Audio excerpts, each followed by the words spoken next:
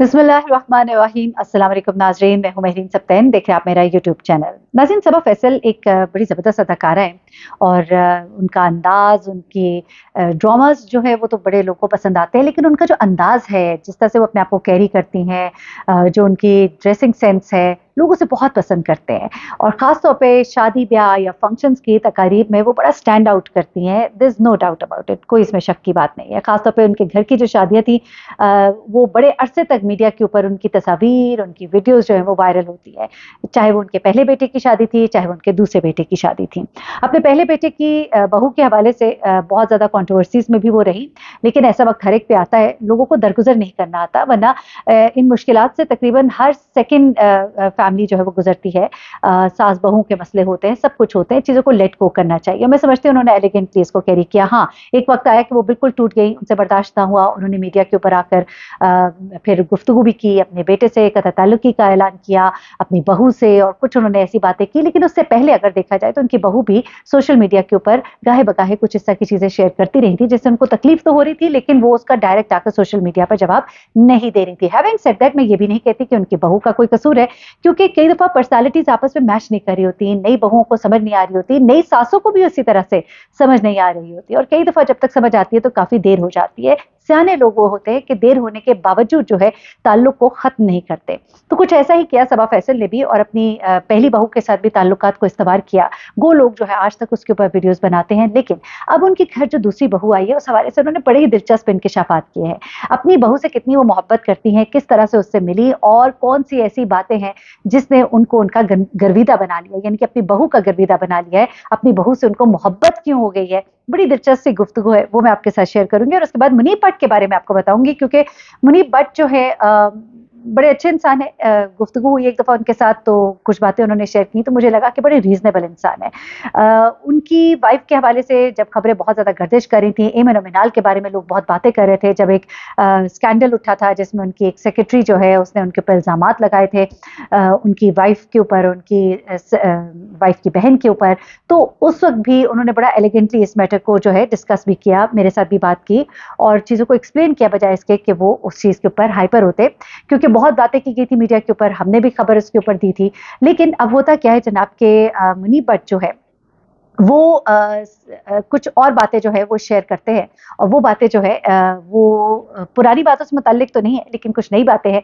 लेकिन कुछ ऐसा है जो अपनी शादी से मुताल्लिक वो कहते हैं कि मैं चाहूँगा कि बदल दो। लोग बड़े हैरान हुए, लोगों ने जब ये सुना, उन्होंने कहा अच्छा मुनीब भट्ट अपनी शादी से क्या खुश नहीं है? तो असल खबर क्या है, ये भी आपको देते हैं। जब पहली खबर की तरफ आ जाते हैं, वो है जनाब सबा फैसल की तरफ। और मज़े की बात बताऊँ, मुझे सबा फैसल की एक्टिंग बहुत पसंद है, उनका जो स्टाइलिंग है बड़ी पसंद है। लेकिन कई दफ़ा खबरें देनी पड़ती हैं जो कंट्रोवर्शियल होती हैं, तो क्या करें, हमारी फील्ड कुछ इस तरह की है। लेकिन इस दफ़ा जो खबर है वो बड़ी दिलचस्प सी है। खबर कुछ इस तरह से है जनाब के सबा फैसल शेयर करती हैं कि वो अपनी जो हैं बहू निशा, उससे कैसे मिली। तो वो बताती हैं कि मैं कराची में काम के सिलसिले में चूँकि मुकीम थी, और यहाँ पर मैंने फ्लैट लिया हुआ था, और यहीं पर मेरे बिल्डिंग में ही मेरी दोस्ती जो है निशा की वालदा से हुई, और मैं निशा को बिल्कुल नहीं जानती थी। वो कहती हैं कि मैं और उसकी वालदा आपस में दोस्त थे, हमारा काफ़ी आना-जाना था, मिलना-मिलाना था, हम घूमते-फिरते थे साथ, बाहर शॉपिंग करने भी जाते थे, तो एक अच्छी दोस्ती थी। लेकिन वो कहती हैं कि मैं कभी भी उसकी बेटी से नहीं मिली थी। तो एक दफ़ा वो फिर कहती है कि अच्छा, ये तो बात का वाक़या है, ज़रा पहले आ जाते हैं। वो कहती है कि हुआ कुछ ऐसे कि मेरे बेटे जो है वो आते थे कराची मुझे मिलने के लिए, तो उनकी आदत थी कि जब भी अगर कोई बड़ा साथ होता था, तो सामान अगर उनके हाथ में तो उठा लेते थे। इसी तरह निशा की वालदा होती थी, तो उनका सामान भी उनके हाथ से ले लेते थे कि लाए हमें दे दें, हम छोड़ आते हैं, और इस तरह से।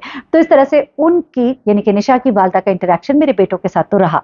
अब उसके बाद वो कहती हैं कि जिन दिनों मैंने अपने बेटे के लिए रिश्ता तलाश कर रही थी, मैं ढूँढ रही थी, उन्हीं दिनों ये जो मेरी दोस्त है वो भी अपनी बेटी के लिए रिश्ते के बारे में सोच रही थी, तो उसने कि मुझसे कहा कि एक आध बार ज़िक्र किया कि कोई अच्छा रिश्ता हुआ तो बताना। तो वो कहती है कि एक दफ़ा मैंने उसको ऐसे ही फिर कहा, क्योंकि मैं अपने बेटे का रिश्ता ढूँढ रही थी, तो मैंने कहा कि देखो मेरे तो 2 ही बेटे हैं, एक की मैं शादी कर चुकी हूँ, दूसरा हाज़िर है। तो कहती है लो, मैं तो यही चाहती थी, मुझे तो यही पसंद था। तो वो कहती है वहाँ से ये बात शुरू होती है। उसके बाद वो कहती हैं कि मैं निशा से चूँकि मिली कभी नहीं थी, कभी मैंने उसको बाहर नहीं देखा था, तो मैं उसके घर जाती हूँ जब अपने दोस्त के, तो मैं दरवाज़ा जब खटखटाती हूँ, तो निशा बाहर आती है। उसने सर पे दुपट्टा लिया होता है और हाथ में तफ़सीर की किताब होती है। कहती है मैं जब उसको देखती हूँ तो मुझे इस कदर खूबसूरत और नूरानी सा चेहरा लगता है, मुझे वो बहुत प्यारी लगती है और मेरे दिल में उतर जाती है। उसके बाद वो कहती हैं कि मैं अपने बेटे से कहती हूँ कि मुझे एक लड़की बहुत पसंद आई है, तो वो कहता है अम्मा आपको तो हर लड़की पसंद आ जाती है, आपने जहाँ शादी करनी है आप जहाँ कहेंगी मैं कर लूँगा। लेकिन वो कहती हैं कि नहीं तुम मुझसे एक दफ़ा मिल लो, बात कर लो। तो उसके बाद फिर वो कहती हैं कि उनके बेटे की निशा से बातचीत शुरू होती है। उसके बाद वो कहती हैं कि मैं अपने बेटे से कुछ अर्सा जब बातचीत होती रहती है, मिलना कभी नहीं होता वो कहती हैं। तो वो कहती हैं कि मैं अपने बेटे से कहती हूँ कि ऐसा ना हो कि तुम बात करते रह जाओ और आखिर में इनकार कर दो। तो वो कहता है नहीं ऐसी कोई बात नहीं, और 10 माह के बाद वो कहती है कि उनका बेटा उन्हें कहता है कि मैं निशा से शादी करूँगा। तो वो कहती है मैं बहुत खुश हुई, मेरी खुशी की कोई इंतहा नहीं थी, क्योंकि निशा जिस तरह की लड़की थी और जिस तरह का मैंने उसे देखा था, पाया था, मुझे बहुत अच्छी लगी थी। जब भी वो हमारे घर आती थी, जब उनका फिर मेल मुलाकात शुरू हुई, तो वो कहती हैं कि उसका अंदाज़, उसका केयर करने का अंदाज़ बड़ा अच्छा था। ख़ास तौर पे वो कहती हैं कि बड़े ही गैर महसूस अंदाज़ में वो आपकी कही भी बातों पर अमल कर रही होती थी। कहती हैं कई दफ़ा मैं कोई चीज़ कहती थी, तो अगली बार मैं देखती थी उसने वो की होती थी। बजाए इसके कि वो मुझे एहसास दिलाती, वो चीज़ें नज़र आती थी। कहती है कि निशा इतनी एक्सप्रेसिव नहीं थी, लेकिन फिर उसने देखा कि हम कितना आपस में प्यार मोहब्बत करते हैं और एक्सप्रेस करते हैं, तो वो भी अब उसी तरह हो गई। फिर उन्होंने एक बड़ा दिलचस्प वाक़या शेयर किया। उन्होंने कहा कि मैं चाहती एक दफ़ा निशा से बात हो रही थी, वो चूँकि मेडिकल की स्टूडेंट थी और उसे अपनी लाइन सेलेक्ट करनी थी, तो मैंने उससे बात की। मैंने कहा कि गायनी में जो है हमारे मुल्क में बड़ी ज़रूरत है और लोग कम है, बहुत टफ जॉब होती है। तो उसने फिर गायनी ही ले लिया और उसी में उसने अपने पेपर्स दिए। तो वो कहती है कि मुझे ये चीज़ बड़ी अच्छी लगी कि आप किसी की एहसासात और ख़्वाहिशात का इतने इज़्ज़त के साथ मान रखें और उसको एहतराम दें।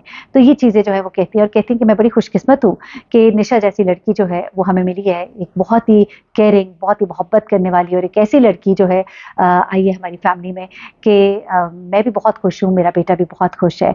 तो ये इस तरह से उनकी मुलाकात का जो सिलसिला है निशा के साथ, उन्होंने बताया किस तरह से उन्होंने निशा को देखा, पसंद किया और उसको अपनी फैमिली का हिस्सा बनाया। तो ये तमाम तर कहानी थी, क्योंकि लोग बहुत ही चमगोइयाँ कर रहे थे कि सबा फैसल जो हैं उनकी फैमिली बहुत मॉडर्न है, निशा सर पे दुपट्टा लेती हैं। तो ये पूरी स्टोरी थी और वो कहती हैं कि यही तो उसका अंदाज़ मुझे पसंद आया था, वो नूरानी चेहरा, वो खूबसूरत अंदाज़, तफ़सीर को पढ़ना, एक पढ़ी-लिखी लड़की और एक लड़की जिसको मैंने बड़े करीब से देखा। और फिर उसके बाद मेरा बेटा जो कभी उससे मिला तो नहीं, लेकिन उसने बातचीत ज़रूर की और हमारे कहने पर की, और उसके बाद उसने भी पसंद किया और अब वो जो है अपनी ज़िंदगी हँसी-खुशी गुज़ार रहे हैं। तो जनाब ये तो थी सबा फैसल की बहू की कहानी, उनके घर आने की कहानी। और अब ज़रा आ जाते हैं मुनी पट की तरफ। जी हाँ, मुनी पट जो है उन्होंने अपनी शादी के बारे में एक बड़ी हैरत अंगेज़ बात का इज़हार किया। वो चीज़ जो उनकी शादी की बजाय शोहरत बनी थी, जब उनकी शादी हुई थी तो आपको याद है कि कोई 17 के करीब तकारीब हुई थी, तकरीबन जो मुझे याद पड़ता है, बहुत सारी तकारीब हुई थी। शादी का फंक्शन इतना तवील था के बाद में लोगों ने ये तक कहा कि जी 70 लाख रुपया या पता नहीं कितने करोड़ों में पैसे लग गए इनकी शादी के ऊपर। और इस चीज़ को उन्होंने बल्कि क्लियर भी एक दफ़ा किया था कि ऐसा नहीं है। लेकिन वजह क्या थी कि इतनी लंबी तकारीब हुई थी, जिसमें से एक वजह ये थी कि मुनीब अपनी फैमिली के आखिरी बच्चे थे जिसकी शादी होनी थी, और उनकी वाइफ जो है अपनी फैमिली की पहली लड़की थी जिनकी के शादी होनी थी, जिस वजह से तकरीबन 8 से 9 तकरीबात जो है गालिबन हाँ, उनकी मुनक्किद हुई थी और बहुत ज़्यादा सेलिब्रेशन हुई थी। 2018 में उनकी शादी हुई थी और इसका बहुत चर्चा रहा था सोशल मीडिया के ऊपर, लेकिन फिर बाद में बहुत क्रिटिसाइज़ भी किया गया था कि इतना ज़्यादा एक शादी के फंक्शन पर जो है खर्च कर देना।